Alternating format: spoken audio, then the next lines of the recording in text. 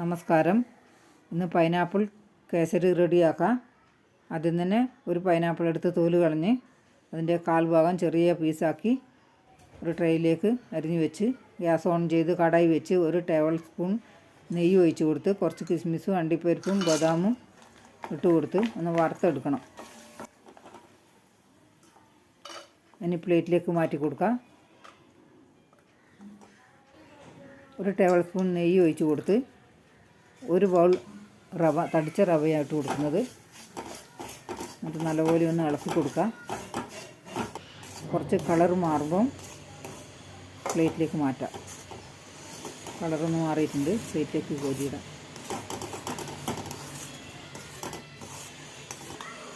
ഇനി അരിഞ്ഞിട്ട് പൈനാപ്പിൾ ഇട്ട് കൊടുത്ത് അര ബൗൾ പഞ്ചസാരയും ചേർത്ത് ഒന്ന് നല്ലപോലെ മിക്സ് ചെയ്ത് കൊടുക്കുക. കളറൊന്ന് മാറി വരണം. അര ടേബിൾ സ്പൂൺ നെയ്യ് ഒഴിച്ച് കൊടുത്ത് കാരമൽ കളറാക്കി എടുക്കാം. കളർ മാറി വന്നിട്ടുണ്ട്. ഇനി വറുത്ത് കോരി വെച്ച റവ ഇട്ട് കൊടുക്കാം.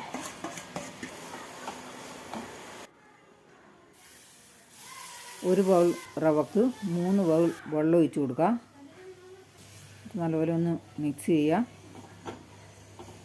പൈനാപ്പിൾ നല്ലപോലെ വെന്ത് വന്നിട്ടുണ്ട്. ഗ്യാസ് ഫ്ലെയിം കുറച്ച് വെച്ച് അടച്ച് വെക്കാം. കുറച്ച് നേരമായി അടപ്പ് തുറന്ന് ഇപ്പം നല്ല സെറ്റായി വരുന്നുണ്ട്. റവയും വെന്ത് ഒന്ന് ഇളക്കി കൊടുത്തു. ഒരു ടീസ്പൂൺ ഏലക്കായ് പൊടി ചേർത്ത് കൊടുത്ത് വറുത്ത് കോരി വെച്ച അണ്ടിപ്പരിപ്പെല്ലാം ഇട്ട് കൊടുക്കുക. ഒരു നുള്ള് മഞ്ഞൾപ്പൊടിയാണ് ഞാൻ ചേർത്തത്, ഫുഡ് കളർ ഇട്ടിട്ടില്ല. ഒരു ടീസ്പൂൺ നെയ്യും ഒഴിച്ച് കൊടുത്ത് നല്ലപോലെ ഒന്ന് മിക്സ് ചെയ്യുക. മഞ്ഞൾ കളറാണെങ്കിൽ നല്ല കളർ വന്നിട്ടുണ്ട്.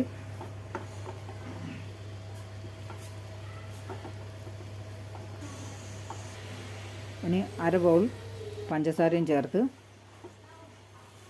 നല്ലപോലെ ഒന്ന് ഇളക്കി കൊടുക്കാം. കേസരി റെഡി ആയിട്ടുണ്ട്. എല്ലാവർക്കും ഇഷ്ടപ്പെട്ടു. ഇഷ്ടപ്പെട്ട ലൈക്ക്, ഷെയർ, കമൻറ്റ്സ്, സബ്സ്ക്രൈബ് ചെയ്യണേ.